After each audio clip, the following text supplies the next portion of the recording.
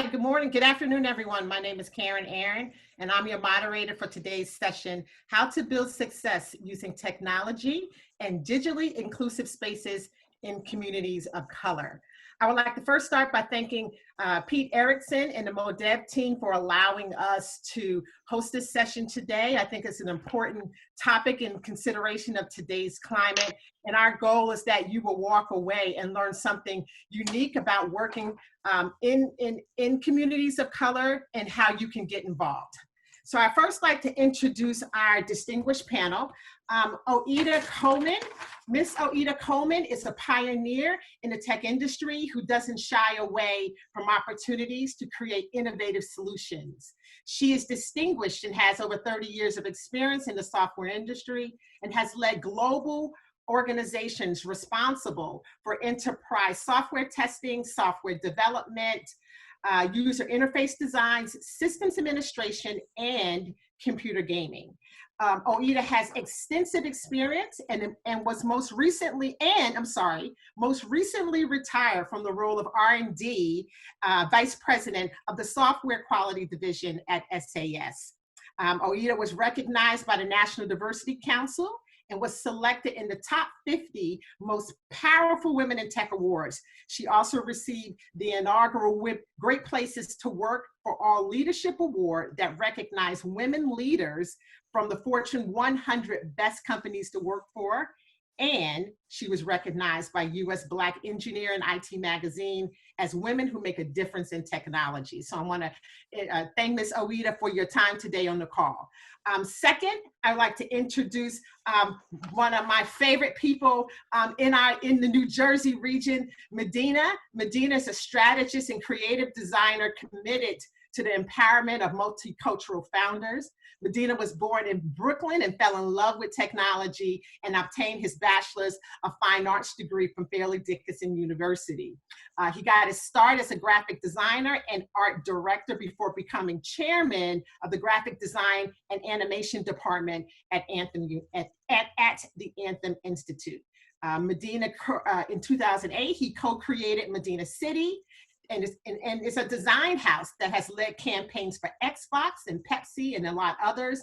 And then finally in 2014, Medina founded EqualSpace, which is the largest Black and Brown owned co-working space in Newark, New Jersey. He is active in his community, and he also helped establish the first New Jersey LGBT Chamber of Commerce. So I would like to thank and welcome the two of you for being a part of this conversation, and we're excited to have you on board. So we're going to go ahead and get started, and I'm going to get started with Oita. And Oita, tell us about your experience and what organizations can do to support communities of color. Thank you for the opportunity to participate in this session, and I really do want to, in particular, note Pete and the work that he has been doing with MoDev over the last couple of years. I met Pete a couple of years ago when he was leading a software leadership summit in Aspen, Colorado. And it was an invitation-only event where leaders across the different software companies or tech companies were invited to participate to have these in-depth conversations around leadership. And so he has always been interested in the topic of leadership, but in particular at those summits, there was a lot of discussion about talent retention and how do we retain top talent in tech. So I think it's really important that we talk about this topic, because one of the things that was clear at that summit is that I was the only person of color at the event. And this is tech leaders across the industry. And so if I look at it from that high level, from across the industry, and then I look at it from my perspective within my own experience within corporations, I have been the only person of color in the room. I have been, in some cases, the only female in the room, but always the only person of color. And so if we talk about diversity and inclusion, and we talk about what we need to do, that's being highlighted with the challenges that we're seeing around the protests, around the murder of George Floyd, as we see how people of color are impacted by the COVID-19 pandemic, as we see the cry for racial equality and equity and inclusion. We need to, there have been lots of discussion. We've discussed this over many years, but I think we are at a point where it's critical that we move forward with solutions. The time is right, the time is now, and I welcome this opportunity to have this discussion about what can we do to make a difference and an impact. So technology and the importance of technology in communities of color. What are some things that you've seen that can also help aid or guide the needs that we particularly look for in our communities? I think we look for the same thing that everyone else is looking for. We're looking for access. We want opportunities, and I think the access is the critical part, because without that, we can't really move forward. And what I mean by access is around the infrastructure. It's around infrastructure being things like broadband, being access to hardware, laptops, and just access to education. One that I've had many conversations, especially over the last couple of months since the COVID-19 pandemic, is around the lack of access. We've thrown a lot of hardware and hotspots at a problem that it has been systemic in nature. And what we're doing right now is we're putting a Band-Aid over it, because what has, now that we have, especially in the case of remote learning, we are realizing and seeing that all things are not equal. Students their households who have one laptop, and they have one laptop and one hotspot. And if you're a family where you have multiple children, and then you have a parent who has to work from home, someone is going to be shortchanged, either the parent or the students, because if everyone is jockeying for access, then someone gets shortchanged. And in the end, as we're seeing, and as some of the data is showing, is a lot of the learning platforms over the last 2 and 3 months, access from students of color have declined. And so they aren't getting on board. And I have this example from a friend of mine who is actually an educator. And now here we are, we come to the end of the school year, and she's learning that her son, who she thought was doing the work, actually hadn't been doing the work. So we are creating this situation where students have not had formal education for the last 6 months. By the time they go back to school in August, they will have missed 6 months of formal education. For a population of students who are already behind, and there is already an achievement gap, we're widening that achievement gap. We're widening that achievement gap, and I have this concern about creating a lost generation of students who won't be able to catch up, who will become discouraged. And then if we take it from the standpoint also of the parent and access to opportunities, or the lack of access, for example, with broadband, there's one community, I grew up in rural North Carolina, and there are these jobs that are being created for people to be contact tracers, with COVID-19. If you don't have access to a computer, you don't have access to broadband to broadband. These are you're left out of these opportunities. So if we're looking at it and thinking about communities, I think as Medina would talk about is how important community is, and community is broader than just your neighbors. Is a whole ecosystem that we need to be focused on. And I just think that the inclusion, as you mentioned, digital inclusion is so important. So, Oita, what I hear you saying that there's a clear correlation between knowledge gap and social justice and how that can affect communities of color in different ways. So, yes, please. And that is very important, because you are exactly right. Research shows that issues around racial injustice, issues around health disparities, all of these ugly things that we're seeing, the ugly underbelly of our country, we're really highlighting that income really does have a direct impact on your educational outcome, on your health outcomes. So leveling the playing ground, or at least raising it such that everyone has access, I think it will have, is where we need to go as a country, to focus on making sure everyone has equal access and equal opportunity. Phenomenal, phenomenal. So I'm going to have Medina jump in, because Medina, you are, located in downtown Newark. You are, kind of see and touch and feel the environment. Talk to us about, the equal space environment, an environment that students can receive education, but also have some hands-on training. What success stories have you seen that technology has had an impact in the city of Newark, and how through these tools and topics and suggestions that will make a difference in communities of color?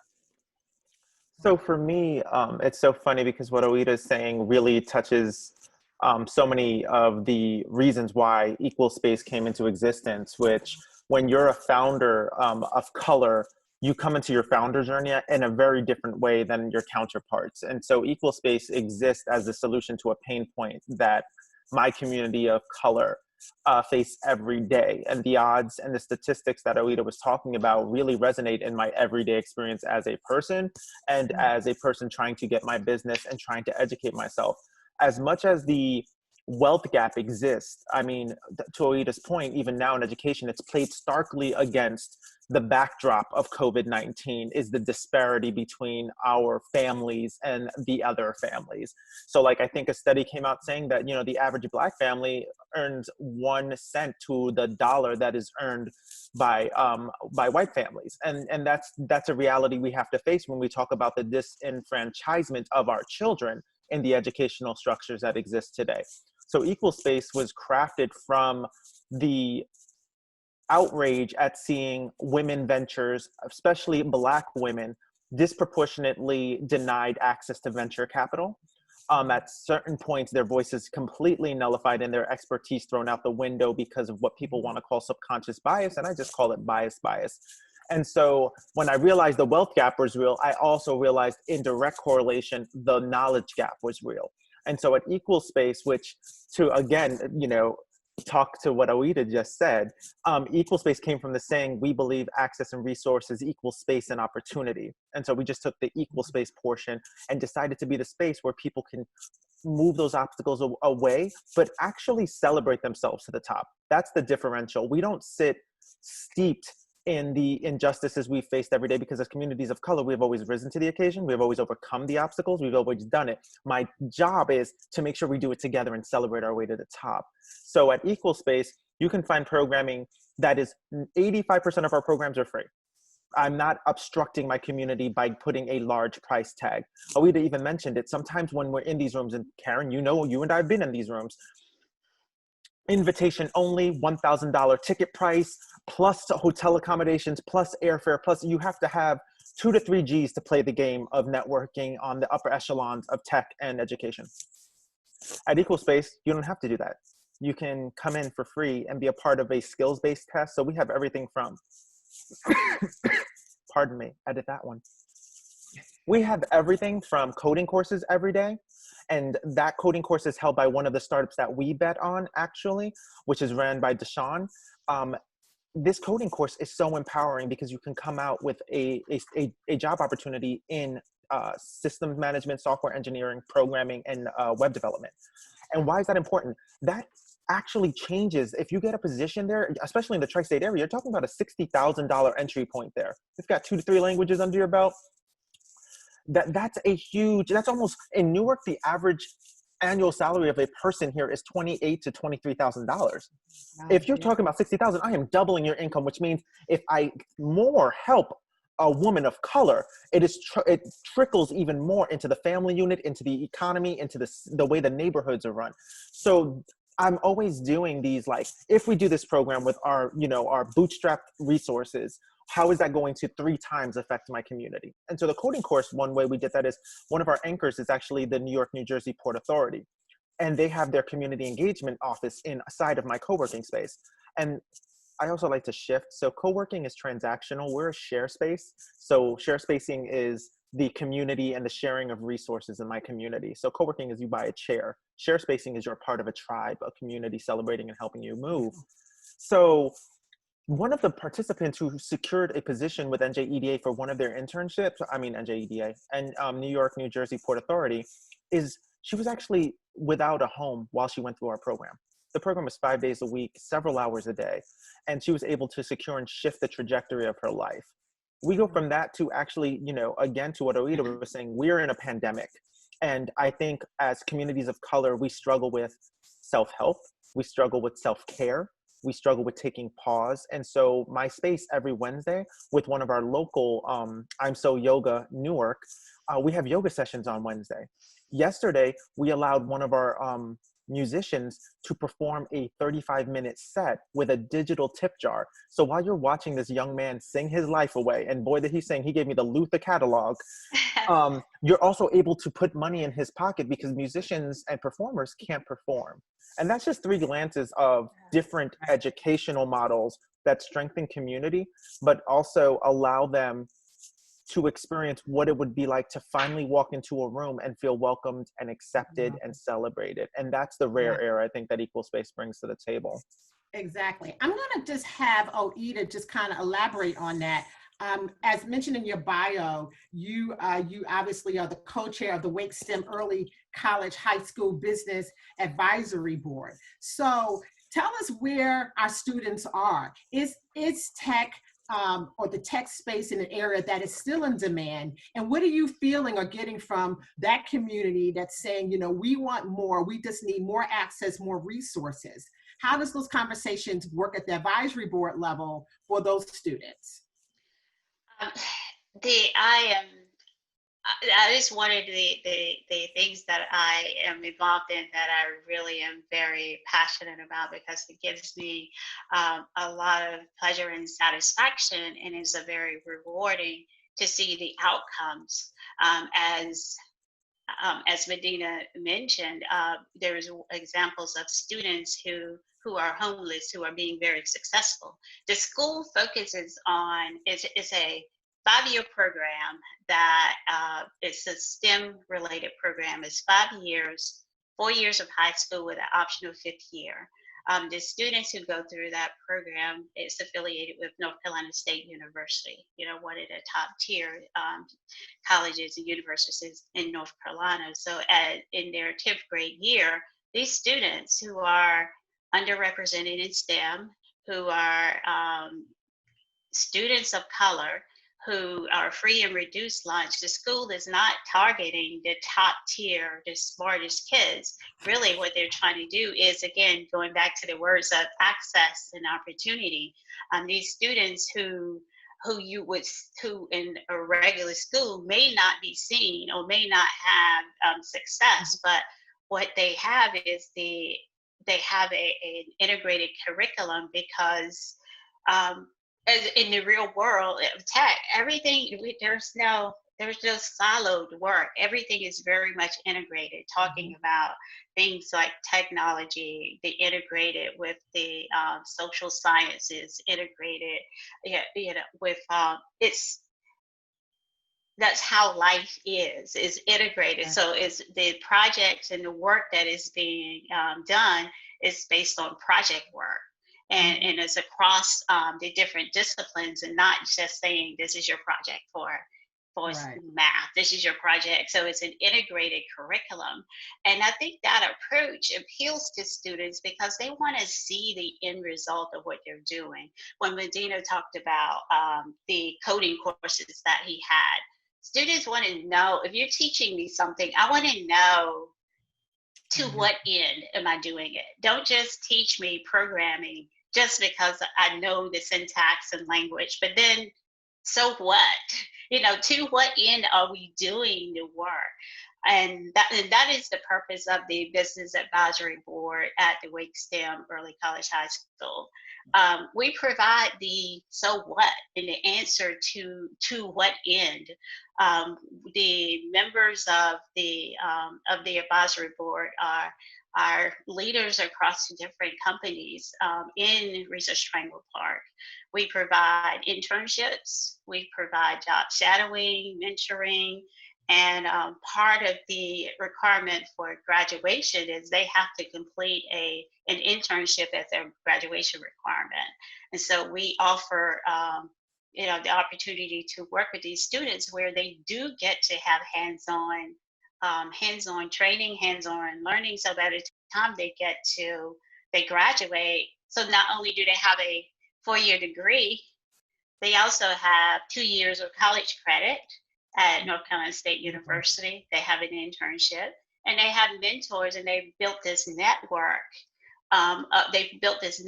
So they already are well ahead of other students, and they are so, they get it because we've helped make those connections. We've connected those dots for them so that they do have, they see the connection between school and business and the world because they've been exposed to that. Wonderful, wonderful. So the $1 million question is, what can technologies do? What can the audience of Voice Global, Voice Summit, and all those that are on this call today, what can you do? What tangible things that they can invest in? Walk them through what can be done, suggestions, or what's the next steps that they want to get involved and really kind of dig in and dive in to supporting our students out here for a career in technology.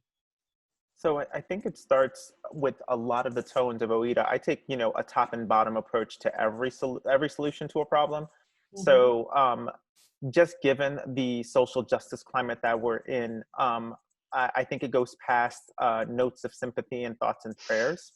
Yep. So I would invite my corporate community to find strategists and/or PR agencies that can support them in actionable response as opposed to notive response. Mm-hmm. So the other part is, you show me your goal. If your goal is to diversify and to encourage and provide opportunity to communities of color, then you need to do one of two things. A, I need to see what your executive team looks like.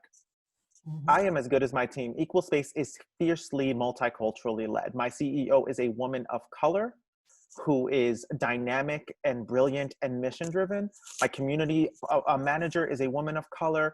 My team is multicultural. And with that comes a perspective and the results that we expect in affecting change for communities of color. So I say, show me your C-suite.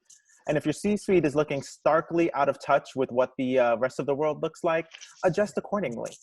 And the talent exists. And sometimes that talent, in acknowledgement of our obstacles, sometimes that talent might not have two of the check boxes, but the potential, I guarantee you, is there. Otherwise, how are Black women leading in almost every single metric known to man? So I say that every time. You want it to win, put it into the hands of a Black woman. You want it to win, be multicultural in your appointments. Gender spectrum. Take the risk of looking at it from there.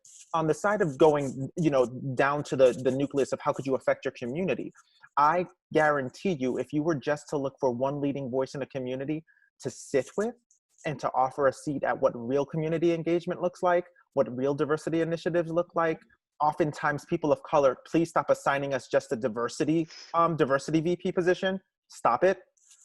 We have so much more to offer, but if you're looking at that, find a community advocate to sit with, and sometimes take the sour medicine of having to know where you're not winning and where you're not being effective and where you can be effective, and then put dollars behind it. Now, for my student population, my third and most, that's our future, that's where we should be moving towards. It takes very little for you to assign your C-suite to do virtual mentorship. I cannot tell you, even here in the great city of Newark, my honorable mayor, Raj J. Baraka, you should see how, and he started as a principal, started as an educator and an advocate. When he walks into the room of a school, how the students respond and shift their body language to respect the power and the respect that he should get. And that affects them. I've heard students say, I'm changed, I want to do things. There are principals in Newark also who do things like Akbar Cook, who has the Turn the Lights program on, where his school is on after hours so that students have a safe place. That could use corporate endorsement. There are things going on in your backyard that I assure you, the large Fortune 500, you are unaware of what that looks like. Mm-hmm. Do your due diligence in finding your community advocates. And sometimes it's the one that's saying the worst about you. Mm-hmm.